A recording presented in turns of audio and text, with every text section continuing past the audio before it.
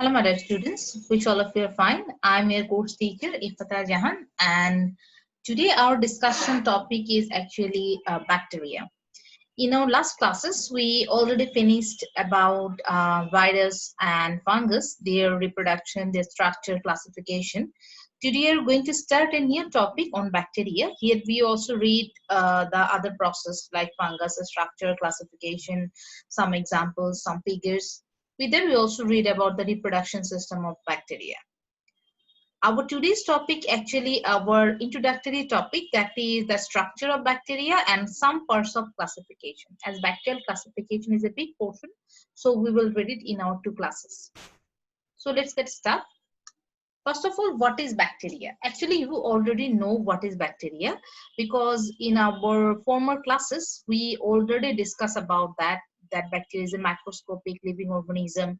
It is a actually it is a one cell, and it's a lack of all organelles like chloroplast, mitochondria, and it's actually a prokaryotic cell. With that, we also read about that the cell wall of bacteria contain mainly peptidoglycan.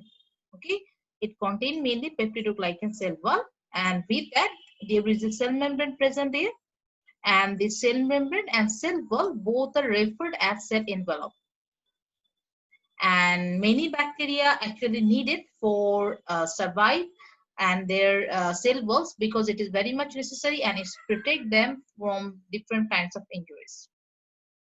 That it is a structure of bacteria. Actually, here you can check that there are so many organelles like cell membrane, that is called the cell membrane, the inner portion actually, and the outer portion you can check that it's called the cell wall. That means membrane is present in the inner portion, and after membrane, cell wall is present. With that, this body actually called the capsule, and it is called cytoplasm. Then the little organelles is called ribosome, it's called chromosome, and there is another actually organelles that help in different kinds of reproductive system.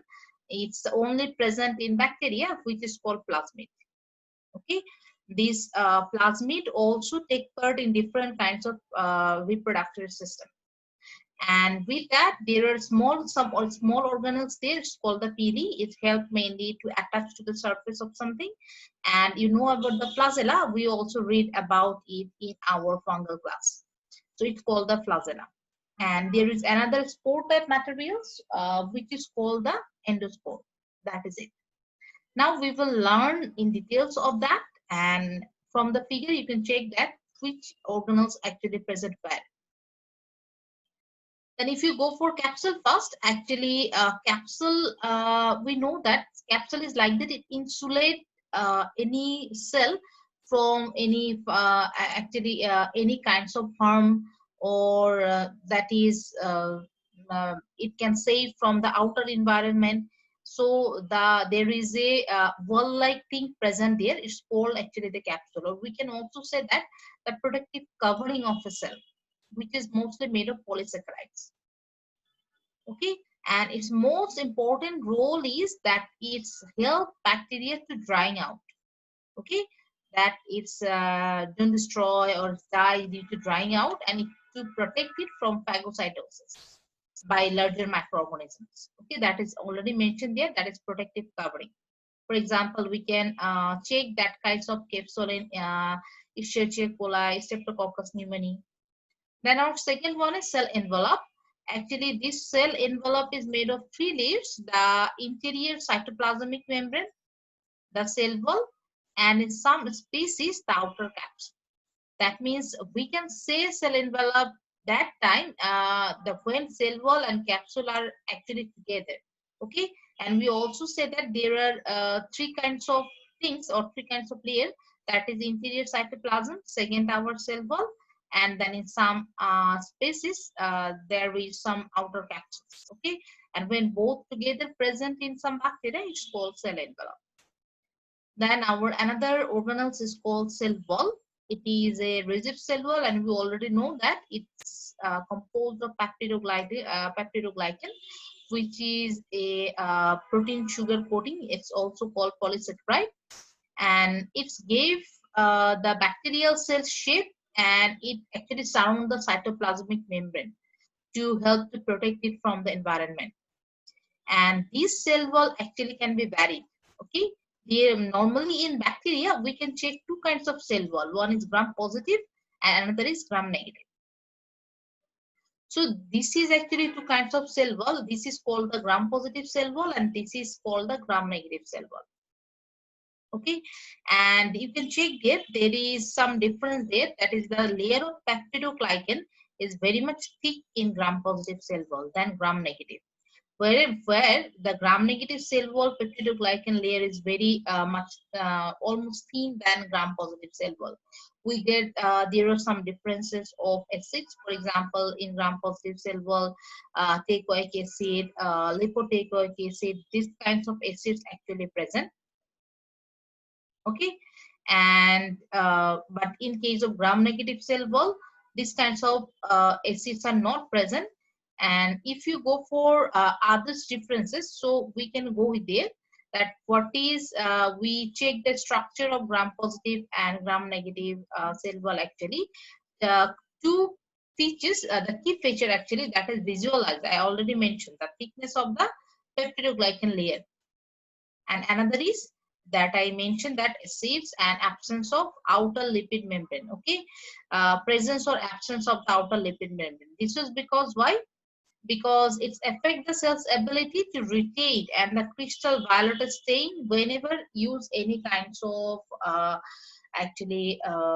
we use different kinds of chemicals, or we use different kinds of indicator.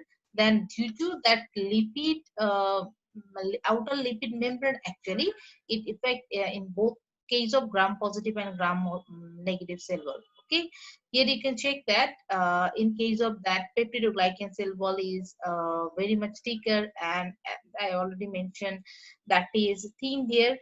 With that, there are some acids and plasma membrane and integral protein present there. And here with that, there is the upper portion of the layer. There is an outer membrane of gram negative cell wall, which is called the lipopolysaccharide. Okay, which is not present in the gram positive. It's present in the gram negative cell wall. Okay. And another difference is that gram positive cell wall is easy to kill than gram negative cell wall. Why? Because due to lipid layer, as there is a lipid layer present in the gram negative cell wall, it protects that peptidoglycan cell wall for a long time than gram positive cell wall. Okay, so it's difficult to destroy gram negative cell wall, and whenever we actually suffer from gram negative bacteria, it's more dangerous than gram positive bacteria. Then we read about our cell wall. Then it is our cytoplasm as another organism. Cytoplasm are as same. It contain different kinds of organisms like the nutrients, enzymes, water, ribosome, plasmid, chromosome. All of the things actually contained in cytoplasm. Okay, and a membrane actually just protect it, or we can also say a layer is encloses the interior portion of the bacterium, and it is the outer portion of cytoplasm, which is called the cytoplasmic membrane. So what is the function of that cytoplasmic membrane? It helps to flow materials in and out of the cell.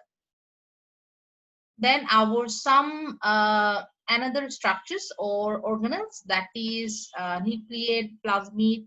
If you go for nucleate and plasmid, it is actually chromosomal DNA, which is called nucleate in bacteria, and it's not a, we already know that it's not a membrane bound nucleus. Actually it's some strands of DNA are found in bacteria, and in case of most of the bacteria, as we know that the nucleus is not so much formed there.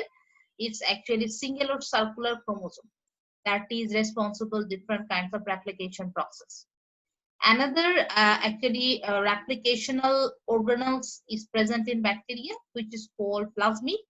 It is also a DNA, but it's smaller than the nucleate, and it's almost circular DNA. Or we also say that it is a fragmented part of DNA that is present in plasmid. So nucleate actually is a chromosomal DNA, or it is a single circular chromosome. We can say that it's helpful for different kinds of replication. whenever it's for plasmid, it's also a DNA, but it's a small fragmented part and circular DNA that is found in cytoplasm. And it's actually helpful. Why?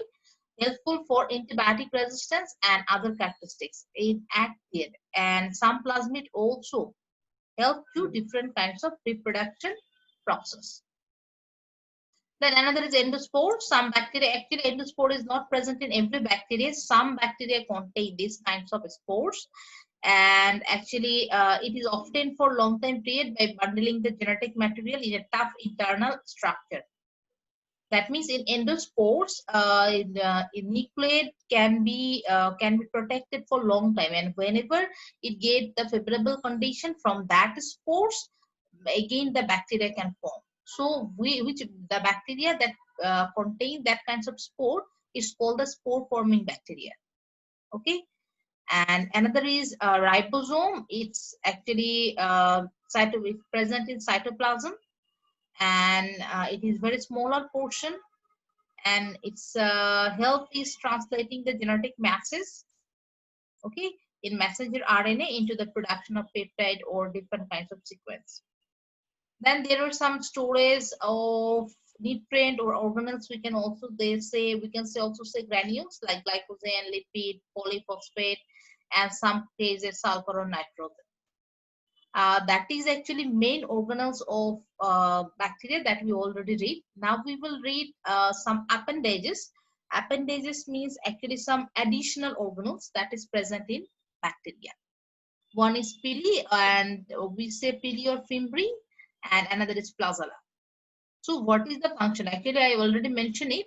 The function of pili or fimbri actually called that it's it's some hair-like structure is present in the outer portion of the bacteria, and it's help to actually attach to any kinds of surface of bacteria or any kinds of surface. Another bacteria, it can be environment, it can be any kinds of cell. It's help like that. Okay, it's here like a structure that allow bacteria to attach to other cells. Okay, and this pili also help in reproduction system. When in some sexual reproduction system, actually this pili help by conjugate with other bacteria, and then plasmid is transferred from one to another. Okay, so this is the function of pili and fimbri. And our last organelle is flagella. It's help to move bacteria, that we know that its main function is help in motor activities of cell envelope. Okay, in many bacteria we can see that is one, some, and in some bacteria it can be few or many flagellas present in the bacteria. Okay, so that is our structure that we just read. That is our cell envelope, this our cell wall, cell membrane. Then we also read nucleate, ribosome, plasmid, with that appendages, cytoplasm, cytoplasmic membrane. We already finished it. And now our next portion, actually our structural portion is finished with the function. Now we will start our classification of bacteria. There are lots of classification of bacteria. Actually, not only this 8 classification of bacteria is present. Bacteria can be classified almost or 30 or 40 ways that you can function on the structure, their functions, and other activities. We just read most important 8, and we will read mostly our first 2 parts of classifications. That is, first of all, are on the basis of mode of nutrition, another is optimum temperature. So how we can classify bacteria on the basis of mode of transmission? Okay, actually there are lots of nutritional type. We can divide it in 4 types, that is called autotrophs and heterotrophs. Okay, and in case of autotrophs, we have again divided photoautotrophs and chemoautotrophs. And in case of heterotrophs, we again divided this same way, photoheterotrophs and chemoheterotrophs. Okay, so in case of photoautotrophs, actually if you go for autotrophs means you know that they can produce their own food.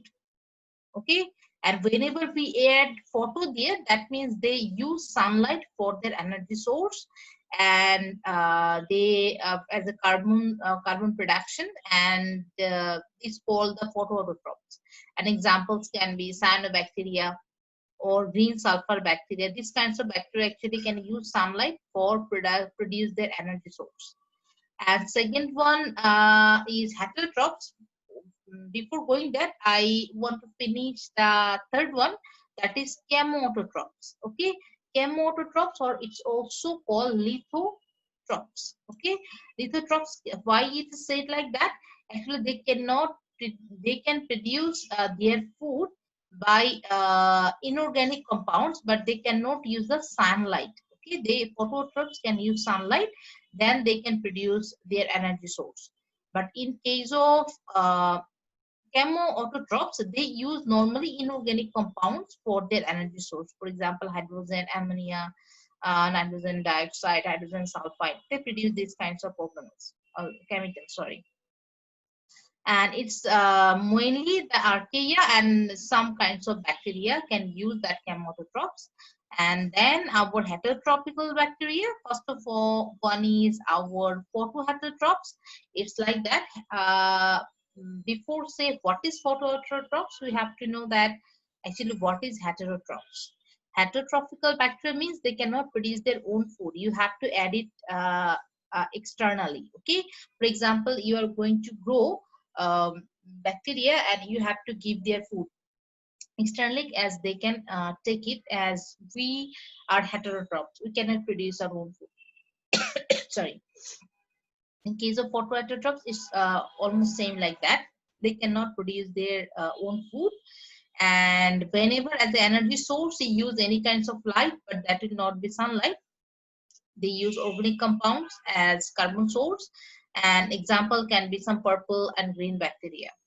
And in case of heterotrophs or chemoheterotrophs, they use organic compounds as their energy source, and most bacteria are chemoheterotrophs with some archaea. So that is the actually nutrition classification of bacteria. Then our second one, that is bacterial classification based on temperature. We can divide our bacteria based on temperature in 5 types. First one is Cyclophiles, then Cyclotrophs, then Mesophiles, Thermophiles, and last one is Hypothermophiles. Okay, Hypothermophiles. So if we go for Cyclophiles, it can grow at 0 degree centigrade or below, but it can grow best, or optimum temperature is 15 degree.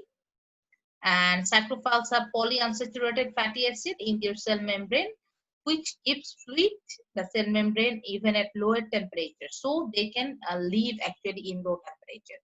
Example, you can say Vibrio marinus or Vibrio cyclourethras. That's kinds of example would be. Then our cyclotrophs, it is facultative cyclophiles actually. They can grow with oxygen or without oxygen, and those bacteria that can grow even at 0 degree centigrade, but optimum for growth is 20 to 30 degree centigrade. Then our third one, that is mesophiles. Mesophiles actually grow best between 25 to 40 degree centigrade, but optimum temperature, that means best temperature for growth is 37. Okay, and it's actually most of the bacteria, pathogenic bacteria, are these kinds of bacteria like E. coli, Salmonella. These kinds of bacteria is called mesophiles. Okay, that can produce disease in our body. Then our fourth one is thermophiles. These bacteria can grow best above 45 degrees centigrade, and its example Streptococcus thermophilus, like that. And these thermophiles are called actually stereothermophiles, or you can say they are obligate thermophiles, and they contain saturated fatty acids in their cell membrane. So their cell membrane does not become too fluid even at higher temperature. Okay. Then our last one is hyperthermophiles. It's grow best above 80 degrees centigrade, and it's they are very resistant to heat. And examples like you can say Pyrolobus fumari, or you can also say Thermodosulfobacterium. Like these kinds of bacteria are presented in this group. So that was our structure and some classifications of bacteria. That's for today. We will learn more in our regular class. Thank you.